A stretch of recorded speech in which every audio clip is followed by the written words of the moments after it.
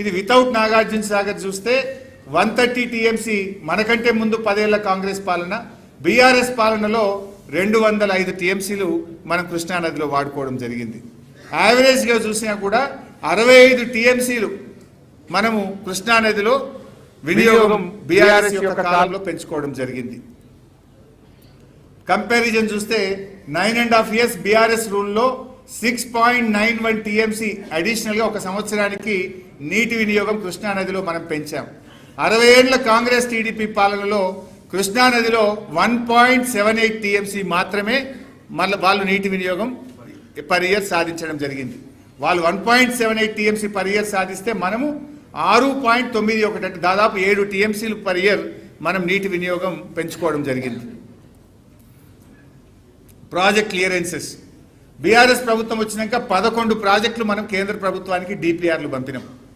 11 ప్రాజెక్టులు డిపిఆర్లు పంపితే 7 ప్రాజెక్టులకు మనం అనుమతులు సాధించినాం. ఒకటేమో ఫైనల్ స్టేజ్లో ఉంది, సమ్మక్క సాగర్ ప్రాజెక్టు అన్ని అనుమతులు వచ్చినాయి. ఒకటే ఆ ఛత్తీస్గఢ్తో ఇంటర్స్టేట్ ఒకటే ఒక ఇష్యూ పెండింగ్ ఉంది. ఒక 3 ప్రాజెక్టులు ఈ కాంగ్రెస్ గవర్నమెంట్ వచ్చినాక మన గవర్నమెంట్లో వాపస్ రాలే. ఈ 3 మన గవర్నమెంట్లో యాక్టివ్ కన్సిడరేషన్లో ఉండే. కాంగ్రెస్ వచ్చినాక పాలమూరు రంగారెడ్డి వాపస్ వచ్చింది, అంబేద్కర్ వార్దా డిపిఆర్ వాపస్ వచ్చింది, కాళేశ్వరం అడిషనల్ టీఎంసీ వాపస్ వచ్చింది. దీన్ని మనం ఇంకా ముందుకు పోయి చూస్తే 9.5 ఏళ్ల బీఆర్ఎస్ గవర్నమెంట్లో 11 డిపిఆర్లు పంపినాం, 7టికి అనుమతులు సాధించినాం, ఒకటి ఇంకా అక్కడ పెండింగ్లో ఉంది. 2 ఏళ్ల కాంగ్రెస్ గవర్నమెంట్ ఒక్క డిపిఆర్ పంపలే, ఒక్క క్లియరెన్స్ దేలే, డిపిఆర్లు మాత్రం 3 వాపస్ వచ్చినాయి. అంటే BRS success rate 63%, Congress success rate -30. మనమేమో 7 ప్రాజెక్టులకు అనుమతులు తెచ్చినాం. ఆ ఒక్కటి సమ్మక్క సాగర్ కూడా 90% అయింది. ఆ 3 ప్రాజెక్టులు కూడా మనం వేగవంతంగా అనుమతులు తెచ్చే ప్రాసెస్ ఉంటే వీళ్ళ 2 ఏళ్ల చేతగాని పాలనలో ఇంకా ఇది చెప్తుండు, మేము ఎంపీలుగా పనిచేసినాం, మాకుండే అనుభవం వాడినాం, మేము ఏం పీకినావు 3 ప్రాజెక్టులు వాపస్ తెచ్చినాం. నువ్వు తెచ్చింది 3 ప్రాజెక్టులు రిటర్న్ వచ్చినాయి. అవర్ సక్సెస్ రేట్ ఈజ్ 63%, నీ సక్సెస్ రేట్ -30. సిగ్గుతో తలదించుకోవాలి నువ్వు. ఇక కృష్ణానది ఇది పదే మాట్లాడుతుండ్రు 30 అట. దీంట్లో కూడా పచ్చి అబద్ధాలు బయట మాట్లాడిండ్రు, నిన్న అసెంబ్లీలో మాట్లాడిండ్రు. ఇప్పుడు నేను సాక్ష్యాధారాలతో సహా రుజువు చేస్తాను. అసలు ఈ కృష్ణానది పరివాహక ప్రాంతం మనది 68, తెలంగాణకి ఇచ్చింది కేవలం 34%. మరి ఉమ్మడి రాష్ట్రంలో చూస్తే మనకి ఇచ్చింది 34, 66.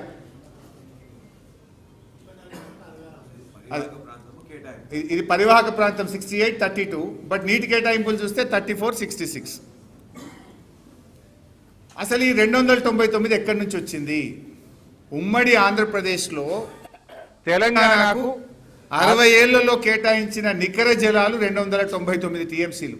ఇది నేను చెప్తలేను. Information furnished with reference to the MLAs letters AP reorganisation act bill 2013. ఇది ఆ బిల్లులోనే పెట్టింది. ఇది శాసనసభలో పెట్టి ఏపీ రీఆర్గనైజేషన్ బిల్ 2013లో ఇది భాగం. అంటే ఆనాడు ఆంధ్రప్రదేశ్ ప్రభుత్వం, ఆనాటి కాంగ్రెస్ ప్రభుత్వం తెలంగాణకు కేవలం 299 టీఎంసీల నికర జలాలు మాత్రమే కేటాయించిండ్రు. ఇది వాళ్ళ ద్రోహం. మీరు ఇక్కడ ఫస్ట్ మీటింగ్ పదే ఏం చెప్తున్నారు? కేఆర్ఎంబీలో 2015-16లో వీళ్ళు ఒప్పుకొని వచ్చిండ్రు, 299కి ఒప్పుకున్నారు అన్నారు. మీకు ఇంకా బాగా అర్థం కావడానికి ఇది 20th June 2015 minutes of the meeting. ఇది ఇక్కడ చూడండి ఒకసారి yellow. In this regard he highlighted that the KWDT award the erstwhile state of Andhra Pradesh has been allocated 811 TMC utilization in various projects as en bloc. However, as per the arrangements decision taken by the erstwhile state of Andhra Pradesh, allocation in both the parts of the state came to be 512 TMC Andhra Pradesh and 299 TMC to Telangana. ఇంత స్పష్టంగా అక్కడ ఇది చెప్పడం జరిగింది. ఆనాటి ఉమ్మడి ఆంధ్రప్రదేశ్లోనే ఈ 512 ఆంధ్రాకు, 299 తెలంగాణకు కేటాయించారు. It was agreed in the meeting that the figures share of the ratio of the two states as mentioned in the list of projects dated 18/10/2013. చూడండి 18/10/2013 ఏంది? మీరు బ్యాక్ పోతే కనబడుతుంది. ఇగో ఇది 18/10/2013 ఈ bill 18/10/2013 may be followed as the working arrangements for the current year only without prejudice to the rights of the two states about the entitlements which have been raised or to be raised before any appropriate forum. Thereafter, it is important. Thereafter, project-related issues were discussed and following working arrangements for the year 2015-16 only were agreed as a temporary measure. తాత్కాలిక సర్దుబాటు. ఇక్కడ the entire arrangements agreed for the current year would be without any prejudice to the stand of both states before any forum. ఇప్పుడు ఈ ఆదిత్యనాథ్ దాస్ ఆంధ్రప్రదేశ్కి వెళ్ళి ఈయన advisor గారు, తెలంగాణ ద్రోహి, తెలంగాణకు అన్యాయం చేసిన దాస్ ఆ రోజు ఆంధ్రప్రదేశ్కి వెళ్ళి సంతకం పెట్టిండు.